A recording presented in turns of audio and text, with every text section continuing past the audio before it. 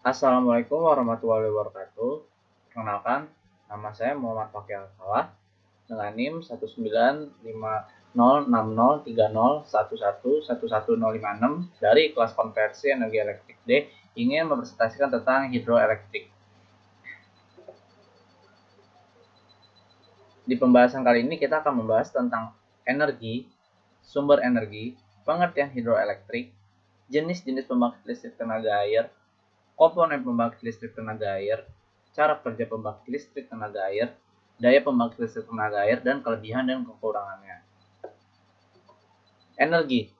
Energi merupakan kemampuan untuk melakukan suatu usaha ataupun kerja. Energi terdapat pada semua benda seperti manusia, tanaman, binatang, mesin, dan elemen-elemen alam seperti matahari, angin, air, dan yang lainnya. Nah, sumber energi itu dibagi menjadi dua kelompok. Yang pertama ada energi konvensional, yaitu energi yang diambil dari sumber yang hanya tersedia dalam jumlah yang terbatas.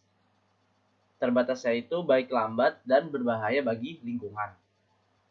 Lalu yang kedua ada energi terbarukan, yaitu energi yang dihasilkan dari sumber alam seperti matahari, angin, air, dan dapat dihasilkan lagi.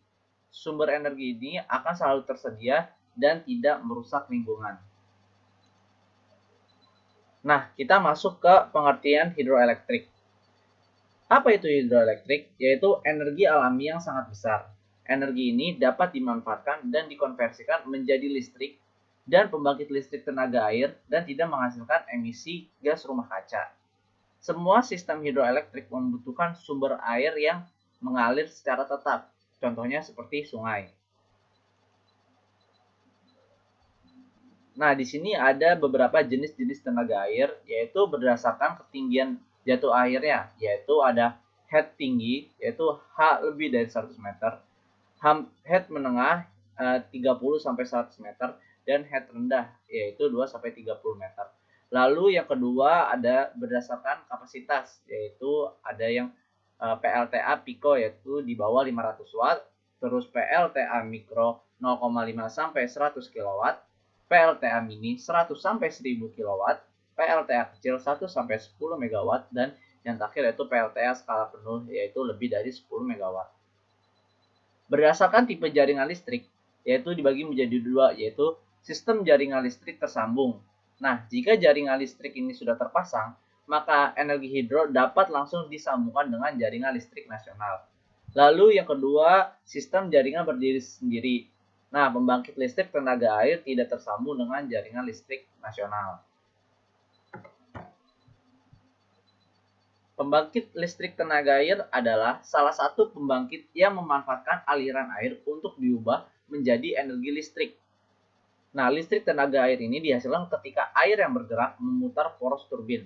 Kemudian gerakan ini dikonversi menjadi listrik dengan generator listrik. Nah, contoh PLTA-nya yaitu yang pertama ada Balambano, yaitu memiliki dua turbin dengan produksi daya listrik rata-rata sebesar 110 MW. Nah, ini dibangun pada 1995 dan mulai beroperasi pada tahun 1999. Yang kedua yaitu Larona, memiliki 3 unit turbin dan telah beroperasi sejak 1979 dengan produksi daya listrik rata-rata yaitu sebesar 165 MW. Jenis-jenis pembangkit listrik tenaga air yaitu ada dua. Yang pertama berdasarkan aliran sungai, yang kedua berdasarkan tinggi terjun.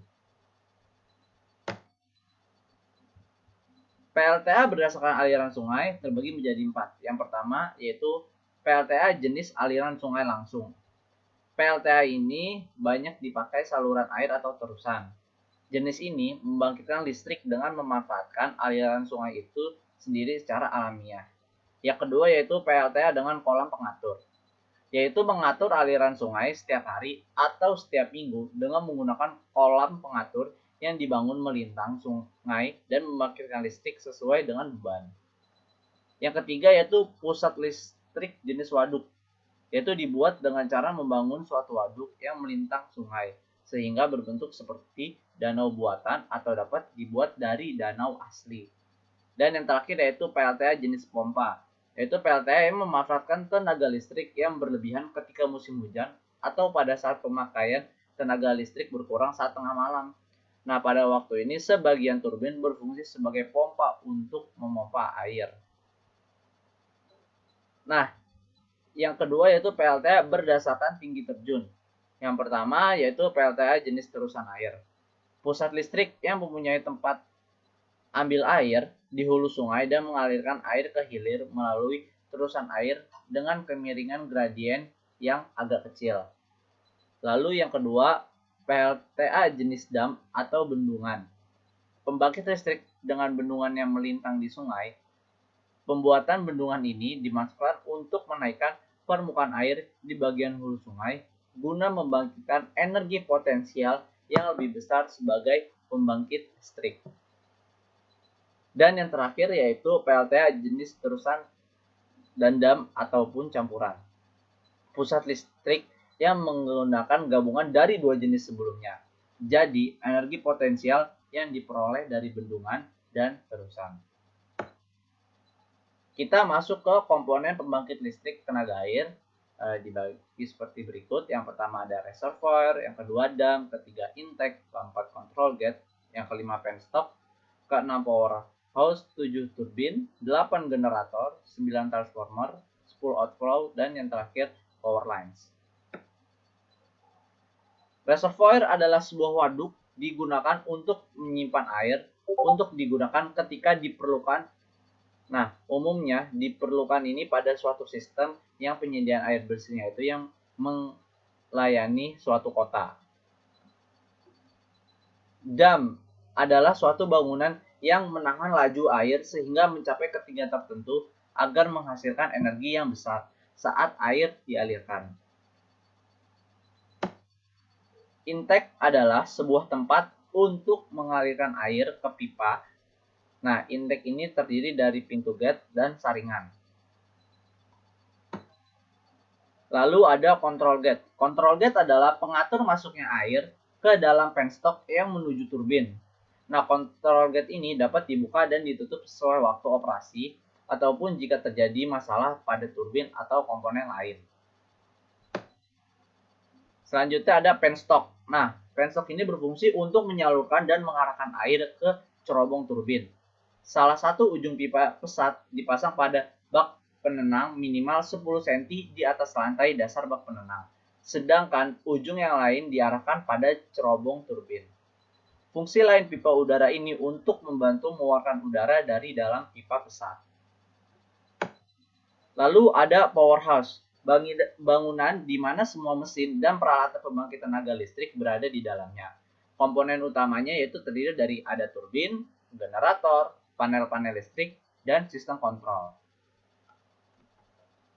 Generator. Generator adalah alat yang digunakan untuk mengubah suatu energi mekanik dari putaran turbin menjadi energi listrik. Generator dihubungkan dengan turbin melalui gigi-gigi putar, sehingga ketika baling-baling turbin berputar, maka generator juga ikut berputar. Nah, selanjutnya, generator merubah energi mekanik dari turbin menjadi energi elektrik. Generator di PLTA biasanya bekerja seperti halnya generator pada pembangkit listrik lainnya. Transformator. Transformator adalah sebuah alat yang berguna menyebarkan, meningkatkan, ataupun menurunkan tegangan sehingga dapat ditransmisi melalui jalur transmisi sesuai dengan voltage yang diinginkan. Transformator terdiri dari sebuah inti yang susunan lapisannya mempunyai dua isolasi, yaitu dari sisi tegangan rendah dan dari sisi tegangan tinggi. Outflow. Outflow adalah saluran keluaran air dari pipa pesat yang telah selesai digunakan untuk memutar turbin air yang diarahkan kembali ke sungai untuk dapat dimanfaatkan kembali lagi. Dan power lines. Power lines atau jalur transmisi adalah jalur transmisi daya yang berfungsi untuk mendistribusikan. Selanjutnya ada cara kerja pembangkit listrik tenaga air. Proses kerjanya yaitu yang pertama, air yang mengalir dari waduk melalui dam telah diatur untuk mendapatkan debit air yang dibutuhkan. Lalu aliran air akan melewati pipa pesat, di mana pada pipa pesat ini tekanan air meningkat. Lalu air dari pipa pesat kemudian akan jatuh pada baling-baling turbin sehingga turbin dapat berputar. Yang keempat, turbin berputar akibat dorongan dan aliran air. Maka, poros yang terpasang pada turbin yang terhubung dengan generator juga akan ikut berputar. Generator berputar kemudian menyebabkan terjadinya medan magnet antara stator dan rotor sehingga akan terjadi aliran elektron. Hal inilah yang menyebabkan terciptanya aliran listrik.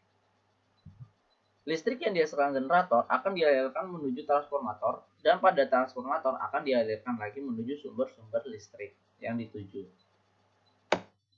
Nah, daya pada PLTA yaitu jumlah daya listrik yang dapat dibangkitkan pada suatu pusat pembangkit tenaga air, yaitu bergantung pada ketinggian di mana air itu jatuh dan laju aliran airnya seperti apa. Laju aliran air adalah volume dari air M kubik yang melalui penampang kanal air per detiknya, M kubik per second.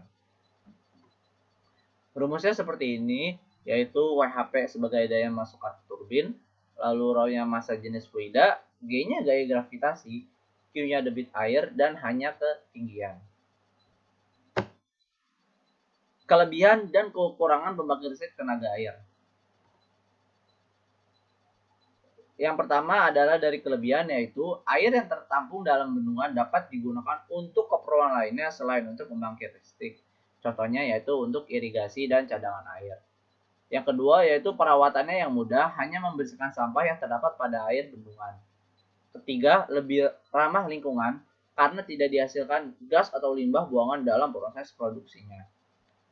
Dan yang terakhir yaitu waktu startingnya yang cepat untuk mencapai daya listrik keluaran yang diinginkan atau nominal itu sangatlah cepat. Lalu kekurangannya itu yang pertama biaya investasi atau pembangunan yang relatif mahal. Yang kedua, pembangunannya membutuhkan area yang cukup luas karena membutuhkan tempat untuk menampung air sementara atau waduk. Lalu operasinya itu tergantung pada ketersediaan sumber air. Bila mengalami musim kemarau, kadang kala dapat tidak bisa beroperasi. Dan yang terakhir yaitu dengan adanya pembuatan bendungan air untuk PLTA dapat mengakibatkan ekosistem sungai atau danau pada daerah tersebut dapat terganggu. Sekian presentasi dari saya, kurang lebihnya mohon maaf. Wassalamualaikum warahmatullahi wabarakatuh.